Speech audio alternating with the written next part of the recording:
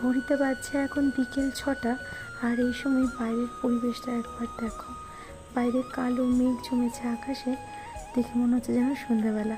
আর তারপরে শুরু হলো অঝোরে বৃষ্টি।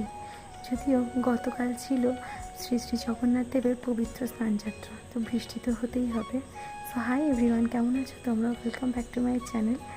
এই সন্ধ্যাবেলায় আমিও ঠাকুরকে সন্ধ্যা আরতি দিয়ে চলে এসেছি মামামকে খাওয়াতে। মামামের খাওয়া দাওয়া হয়ে গেলেই রান্নাঘরে গিয়ে দেখি মা এখানে বানাচ্ছিল আলুর বড়া। বাইরে বৃষ্টি পড়ছে, আর বাঙালিরা তেলে ভাজা না খেয়ে থাকতে পারে বলো? তাই সব কটা হয়ে গেলে আমরা বসেছি একেবারে জমিয়ে তেলে ভাজা, সাথে মুড়ি, এই সমস্ত নিয়ে। তো সন্ধ্যাবেলার খাওয়া দাওয়াটা ভালো করে খেয়ে দিয়ে এখন বসেছি মামামকে নিয়ে একটু পড়াশুনো করাতে।